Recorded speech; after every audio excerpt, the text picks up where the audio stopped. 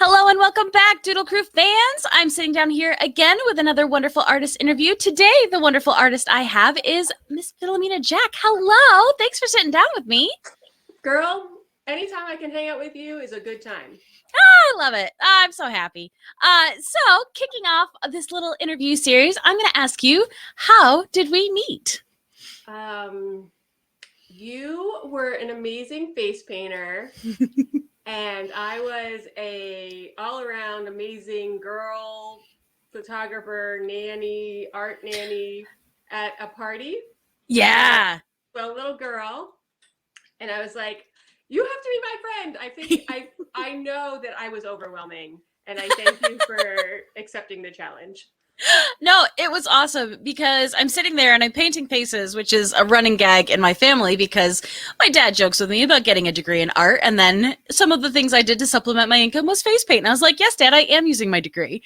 But all in good support because he's very supportive. So, but I'm at this party and I see this amazing chick who's taking awesome pictures and doing all this stuff. I'm like, she's so cool. There's no way she'd be my friend. She's way too cool for me. So yeah, it was a mutual fun thing, which I think is awesome. Yeah, totally. Yeah, and now it's been a decent number of years that we've known each other. So yeah, because that little girl is now much more grown up, which is weird. That one's just weird to me. I'm like, no, you were like 5 at the time. Yep. So following up on that, a question I asked for people because it's a common thing in the Doodle Crew: are you an Art Institute of Pittsburgh alumni? I am not. I went to Jersey City University, JCU. Woo! Mm-hmm. Now, do you have a degree in art or do you have a degree in other things? I have a fine art degree, started in photography, and I am also a certified personal development coach. Like that was part of my post-school study I did. Heck yeah. No, you constantly impress me because you are always learning new things and finding new things and bringing new things into your sphere, and it's awesome. And yeah, it's very inspiring. Yeah, thank you. I am endlessly curious, and so the real challenge there, it isn't the study part isn't challenging. The finding something new isn't challenging. It's challenging to focus. I almost had a minor in sculpture, in ceramic sculpture. And to this day, I could very easily like throw a wheel in my garage and start making pottery. But I'm like, wait, hold on. So. Yep. Nope, I get that. So I think everyone could probably assume, but how long have you been making art? I would say I am 48, so I'll say 40 years. Okay. I like it. Yeah, it's funny because, and I feel like that's kind of a gimme question because so many of us have been doing it for so long, but I also think it's encouraging because it's nice to know that kids who like art now, like, nope, we're still going. We still really like it. Right. This is not a phase. Someone recently gave me a card that said, glitter is not a phase. As in, once you've got glitter, you've always got glitter. That's true. The same is true for art. Once you get that, high on your own supply from making something, why would you stop? Yep. And I love it for people who did art for a while, then maybe stepped away and then came back to it. Like it's always there, even if it is not your everyday gig, which I love. So when it comes to all of your gigs and jobs and everything, is art your primary job / career, would you say?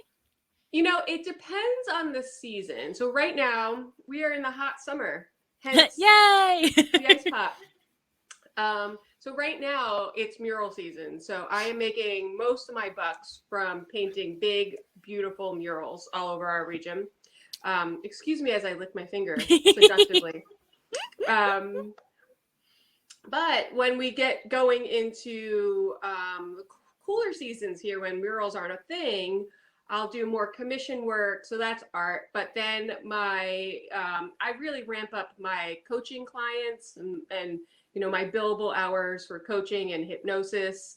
So it depends on the month, but it's probably more than 50% comes from art.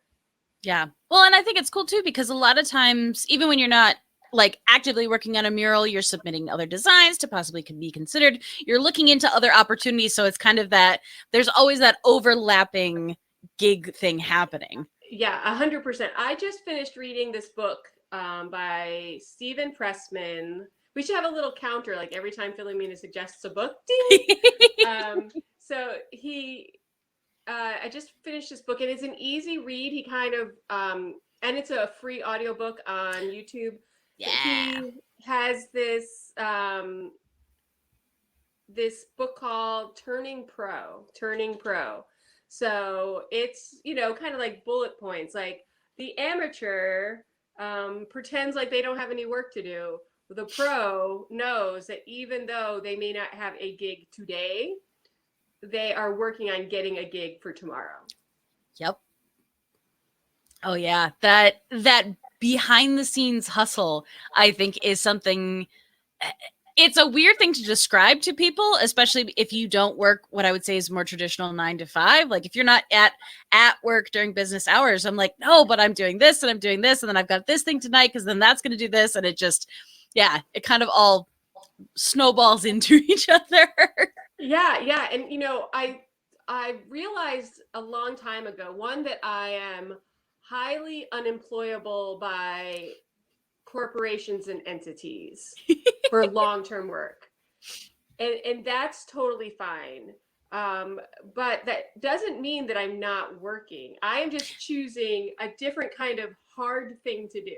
So if you Yes. are working every day and you have a 9 to 5 and you have to go there, schlep there, deal with the guy next to you in the cubicle, like some of that is great because you know what your check is going to be, right? You Yep. know what your check is going to be. You probably have health insurance, probably. But it's hard to go and do and build somebody else's thing. Okay, so Yeah. that's hard. It is not always easy to get your ass out of bed on your own and go to your office. So like right now I'm in my art office, right? To go into my art office and make things happen on my own and not know if money is coming because of the thing that I'm doing. So that's a Yep. different kind of hard. So you just have to choose your hard. Yeah. Oh, I love that. I love that so much because I think people either don't understand it or forget it in a certain way that, one is not easy or better than the other. These are all options, but you just have to pick like where your tolerance is and what you can handle. 100%. So ding, in Big Magic by Liz Gilbert, she gets to this point about eating a shit sandwich, that you have to decide which shit sandwich you want to eat. Because in every situation, there's going to be something that you're like, this part isn't as fun. Yep.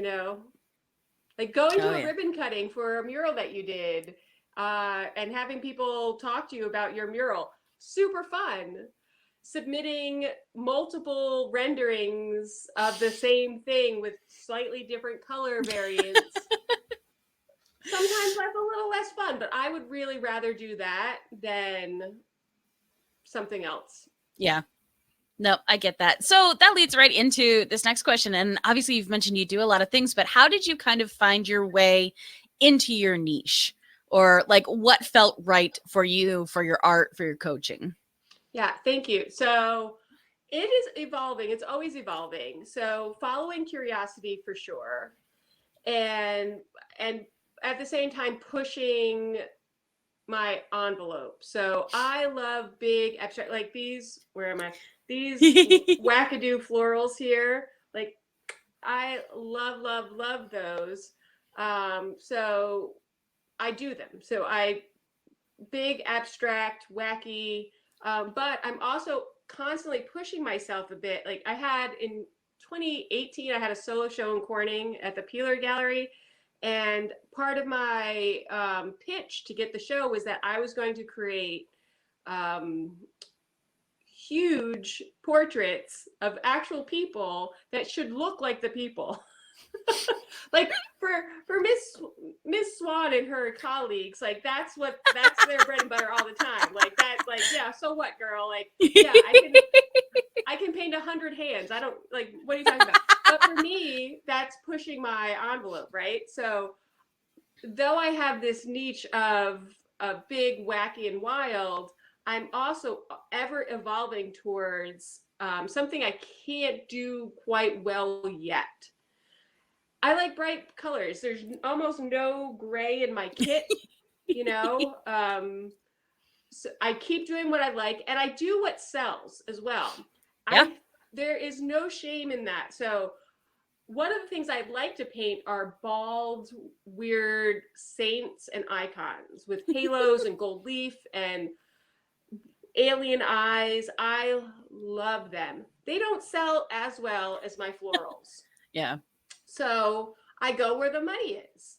You know, I like doing florals. People like living with florals. I'll paint a bunch of florals. And then as far as the coaching goes, you know, it started with helping someone who was just getting out of prison, and she's an artist. And it's just evolved into me coaching mostly creatives. So people in the yoga community, I coached someone who was coming out she's going into retirement, right? And so she was creatively figuring out the next steps on her path. So she's not an artist per se, but she has a creative mind in that she knew she wanted to give back to her community and just be vibrant even post retirement. So she came into the coaching circle. That's really cool. No, I like it. And I think it is an absolute asset for you as a coach because you have such an artistic side to you that there is kind of that secondary language when it comes to talking to artists and creative types that, you know, sometimes the traditional methods of how to succeed in the world don't make sense for us or don't make sense for our weird brains. So having that ability to be able to marry, you know, we'll say real world expectations with fulfilling yourself creatively, I think that's incredible. I know I love talking to you. So thank you. Yeah, I mean, you got to know who you're talking to. So if I'm talking to a person who thrives in the middle of the night and is creative in the middle of the night, I am never going to coach them to have the goal to wake up at 5 o'clock in the morning because that's ridiculous. Yeah. Maybe go to bed at 5, like, but that's there. No, I love it. So we've talked, I mean, you've done a whole bunch of different amazing projects. Is there one project that stands out in your memory or one that you're currently working on that you're really, really proud of, or is it ongoing? So I am in talks with having what's called a signature mural. So that's a mural that you're given a wall to paint, basically like asterisk, basically anything you want. So I've done a number of large murals here in the Elmira area that some were commissioned more than others. Some were, you know, this is the name of the area. We want something to reflect that. So, you know, one was Frog Hollow. It was what can you paint to remind people that this area is called Frog Hollow? So, you know what? I didn't paint lollipops, though I could. So a big frog holding some balloons, right? But this thing that's coming up, you know, I'll know this week for sure. But I am flippin' excited and the right amount of nervous. It is like half of a block long. It's a big building with, you know, equipment. Yeah. So being able to get to the point in my career where I'm even there. So it feels like a win to me, even though I don't know that I absolutely have it yet. But it already feels like a win that I'm in this discussion. No, that's awesome.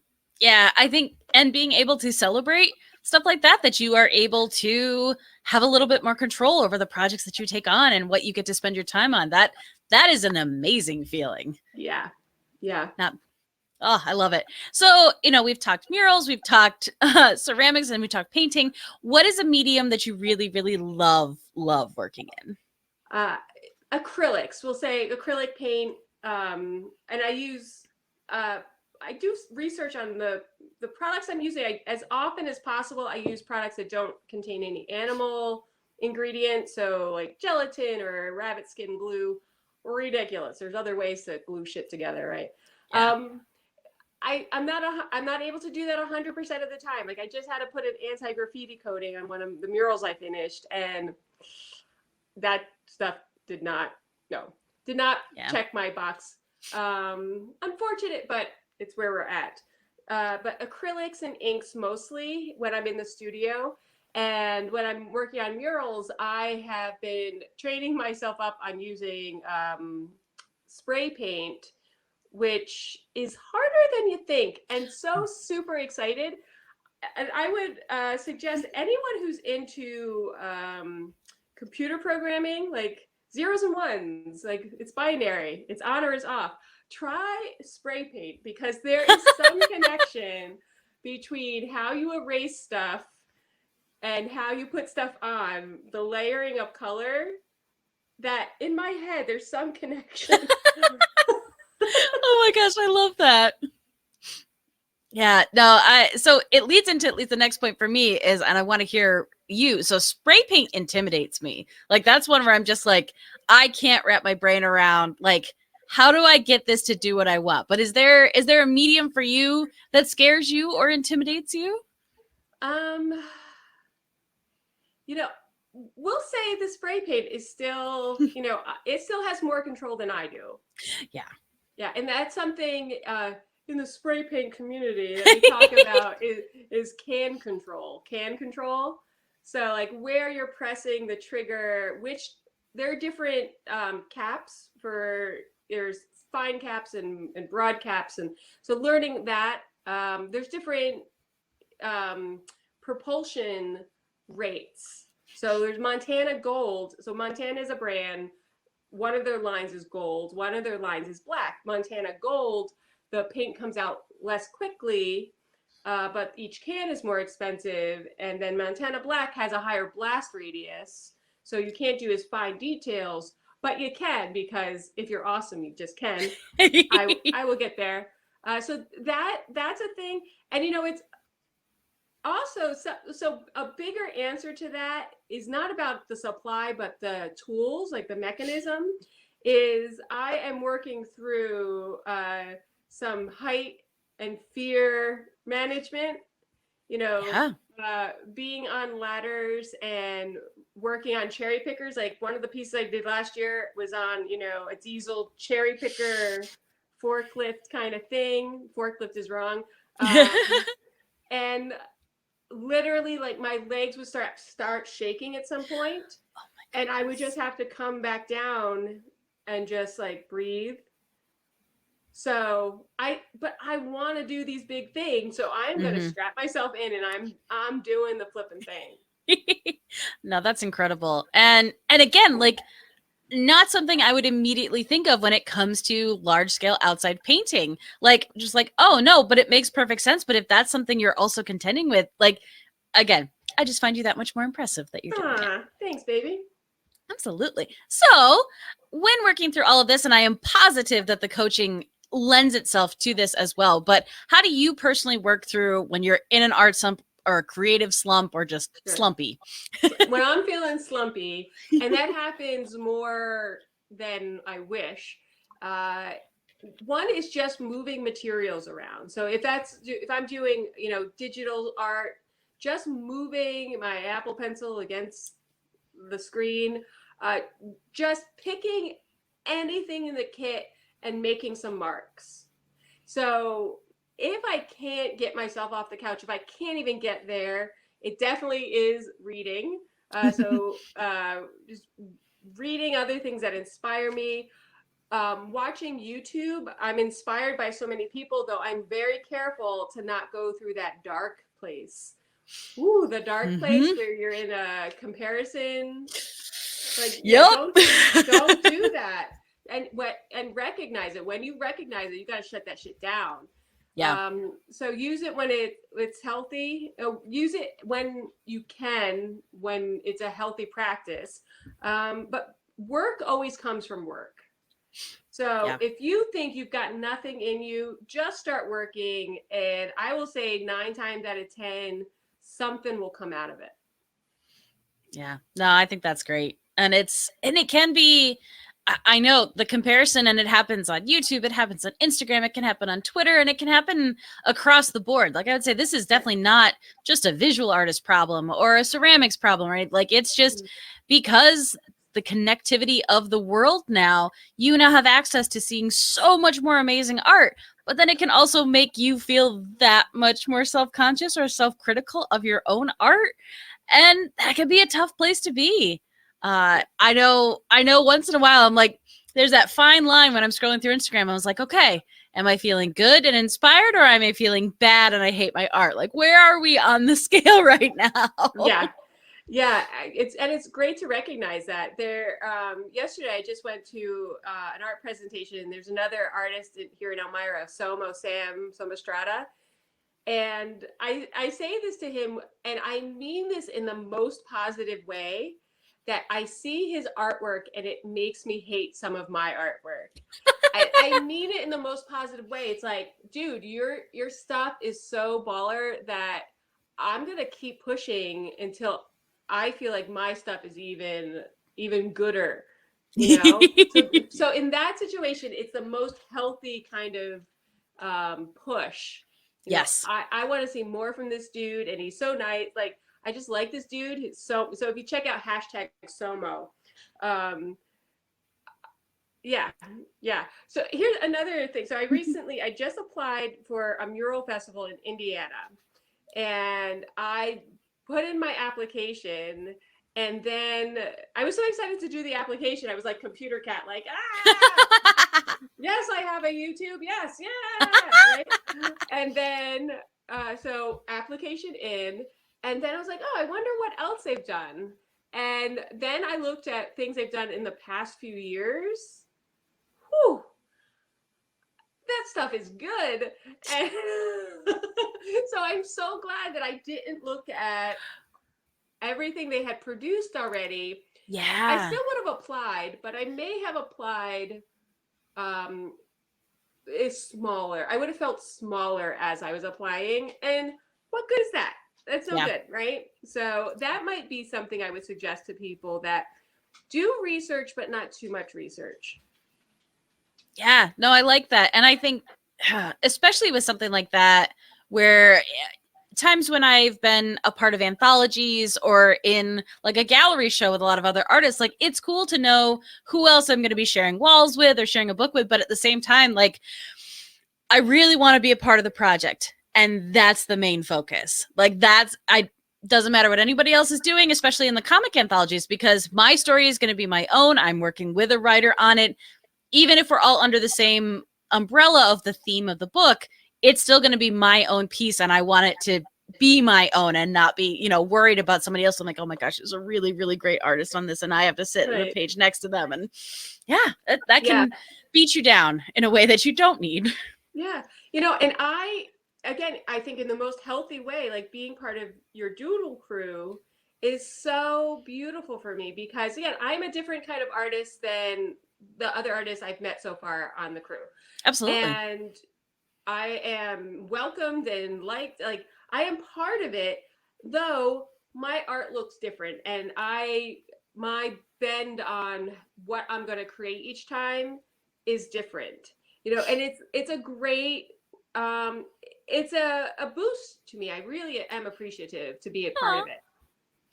I was so happy you said yes. And it was exactly what you said. Is I was like, no, I want people who have different art, because that makes it so much more fun. And you come at stuff with this amazing, crazy, funny, bright eye for the art. And I was like, no, this is great, because I want to be on screen with somebody who's bringing that energy and that excitement to it. And then especially, one of the ones we got to do where we were doing different prompts. Like, I love seeing how 5 to 6 different artists in all different mediums interpret the same thing. And like that, just, again, it's exciting for me. And so I'm so happy you said yes to my crazy idea.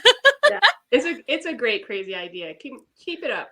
Yeah, no, it's been so much fun. It has been a bright light for me in connecting with my artist friends and not feeling so isolated through a really isolating year. Really, really tough year. And I know forcing myself to be a part of that and do that creative thing was something that I don't know if I always had the motivation to do. So having, again, setting that deadline, setting that goal for myself that says, no, you have to be there. You have to show up. Like, it's a huge help. So it wouldn't be as much fun if nobody joined me. So I'm so happy everyone joined. Great. But that is so great. Hearing you talk just now, ding, book, another book. So another Stephen Pressman is The War of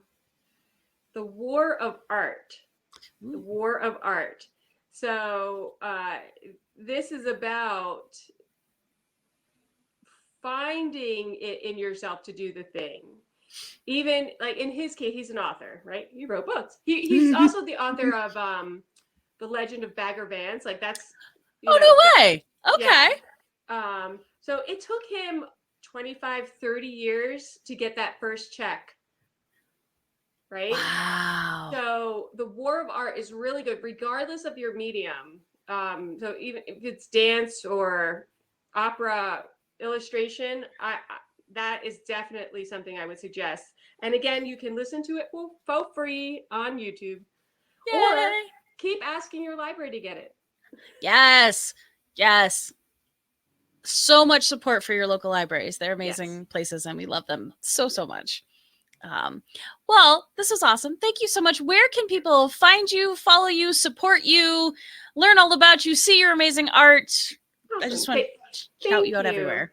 Yeah, so I am at Filomena Jack Studio, and that's Filomena with an F.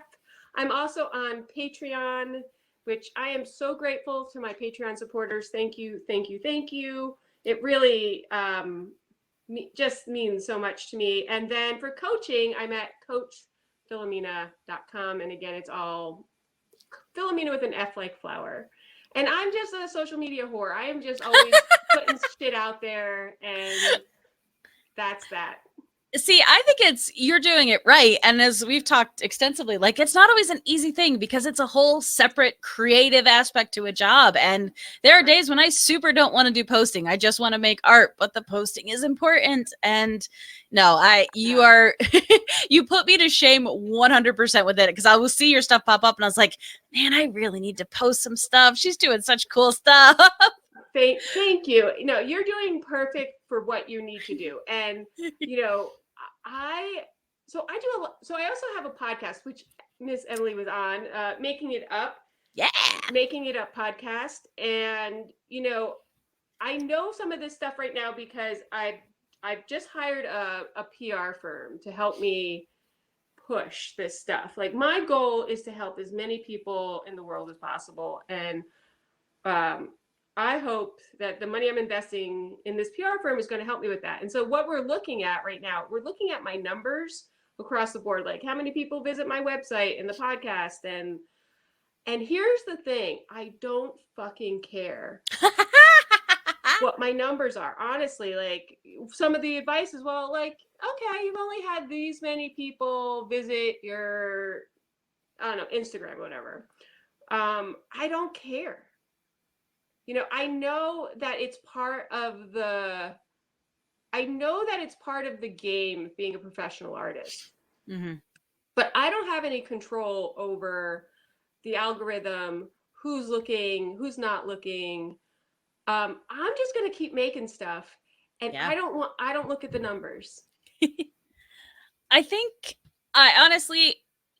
it's incredibly healthy because I know that it like YouTube, like comparing yourself, it can be another place where you can get sucked down into it because you're not getting the views, you're not getting the clicks, you're not getting the engagement that you want. And that can feel like you're doing a lot of work for not a lot of views, which doesn't feel good. But it's one of those where it took me a while to get to the point where I was like, yeah, but as much as I am in a consumer art-based job, quote unquote, I still don't make the art just to be consumed, like just to be purchased. Like I make the art because I really like making art and it makes me really happy. So at a certain point, I'm just like, I'm still going to do this, even if no one's clicking on it. Good. And I think that's really healthy for us. And, I do this meditation where I have my name on a Post-it note on somebody's desk. And let's say for the Met, the Metropolitan Museum of Art, or the MoMA, even better, the MoMA. There's just somebody at the MoMA who interacted with me somewhere or on some media, some platform, and they're like, we gotta see if she's available for something. And I just know that shit's gonna happen. And it doesn't mean that I just sit back and wait for it. I am actively working. Like, there's some, the phrase, and I may be misquoting this, it's, sorry, it's blanking. But You're basically, the prosperity and growth will award those who are working, right? So it's not that I'm meditating about this Post-it and just sitting around, seductively eating ice pops.